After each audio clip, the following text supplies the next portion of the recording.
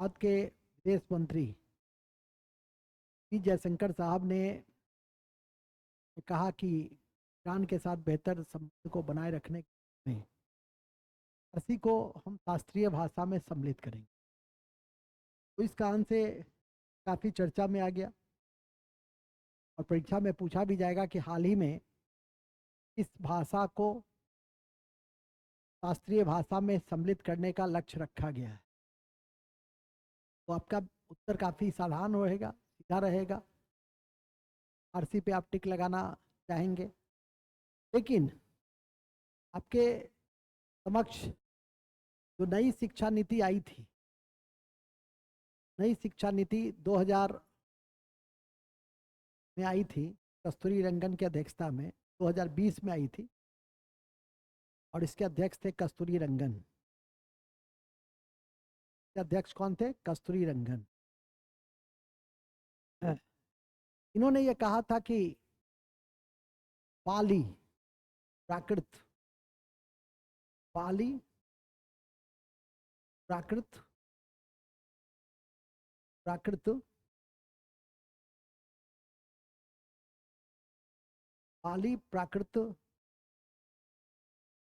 एवं फारसी का जो प्राचीन भाषा है उसका संरक्षण होना चाहिए। संरक्षण पे बल दिया जाने की बात कही। इसकी पृष्ठभूमि को आप वहां से भी जोड़कर देख सकते। हमारे फारसी जो भाषा रही वो मुगलों के समय में भी यह राजकीय भाषा के रूप में जानी गई।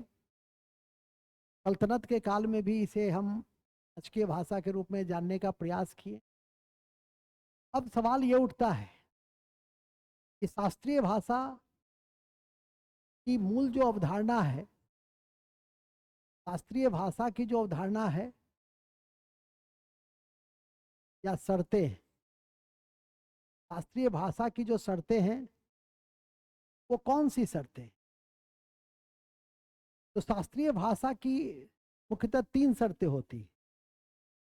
ये जानकारी में मैं दे दूं कि वो जो 3 शर्तें हैं वो क्या है। पहला है कि ऐसी भाषा जो 1500 से 2000 ईस्वी तक पुराना हो, प्राचीन हो, और ये प्राचीन धर्म ग्रंथ का हिस्सा भी हो,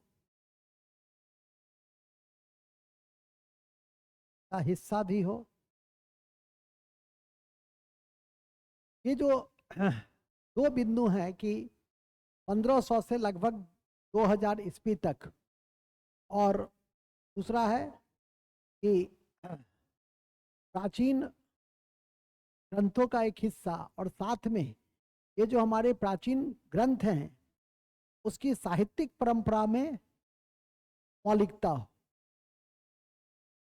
साहित्य की परंपरा में मौलिकता हो, तो उसे हम शास्त्रीय भाषा के रूप में रखने का प्रयास करते हैं। ये आपकी शर्तें। अब सवाल उठता है कि अब तक कितनी भाषा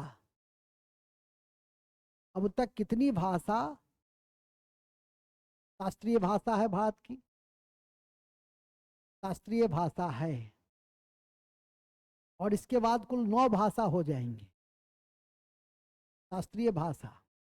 जानकारी में है को रखनी चाहिए कि 6 भाषा जो है वो शास्त्रीय भाषा है, और सबसे पहले तमिल को ही रखा गया। सबसे पहला तमिल को ही हमने शास्त्रीय भाषा का दर्जा दिया।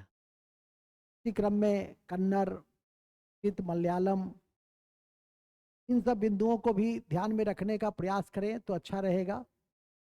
तो लिखेंगे तमिल के बाद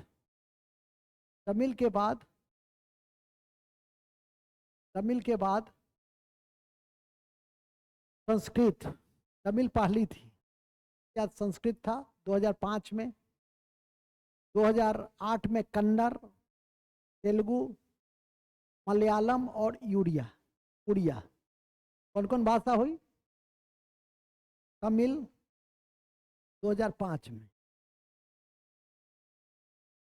इसके बाद संस्कृत, कन्नड़, मलयालम और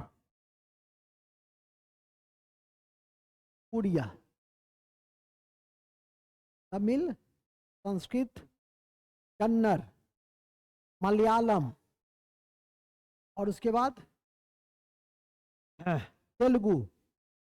तेलुगु भी 2008 में जोड़े गए थे, तो एक और लिख सकते हैं यहाँ पे तेलुगु। सबसे लास्ट में उड़िया है और कन्नड़ के बाद प्लस में आप तेलुगु को रख सकते हैं। मतलब दक्षिण भारत की सभी भाषा, तमिल तमिलनाडु की, तेलुगु आंध्र प्रदेश तेलंगाना की, मलयालम केरल की और कन्नड़ कर्नाटक की, उड़िया उड़ीसा की और संस्कृत तो बहुत कम ही जगह बोले जाते हैं और इसकी बोलने वाले की संख्या भी बहुत कम है। कर्नाटक का एक गांव है जहां लोग आपस में संस्कृत में बातचीत करते हैं। तो अब तक 6 भाषा को शास्त्रीय भाषा का दर्जा दिया गया है और इसी कड़ी में 3 का अनुशंसा नई शिक्षा नीति में की गई थी, पाली, प्राकृत और फारसी। क्योंकि फारसी को अभी जयशंकर ने इस संबंध में कदम उठाने की बात कही, तो इसके बाद ये चर्चा में रहा। तो किसी परीक्षा में अब शास्त्रीय भाषा पूछा जा सकता है, इसके अतीत से लेकर वर्तमान तक। पहले कितने दिए गए, अब कितने दिए जा रहे हैं, हाल में किसको दिए गए, शास्त्रीय भाषा की शर्तें क्या हैं, सबसे पहले किस शास्त्रीय भाषा को दिया गया था, तो तमिल को, और सबसे अंत में उड़िया को। तो यही आपके छोटे से सत्र हैं कक्षा की, जिसका मुख्य विषय था शास्त्रीय भाषा और फारसी। इन्हीं शब्दों के साथ हम इस छोटे से सत्र की समाप्ति की घोषणा करते हैं। जय हिंद, जय Bharat. Thank you very much, बहुत बहुत धन्यवाद।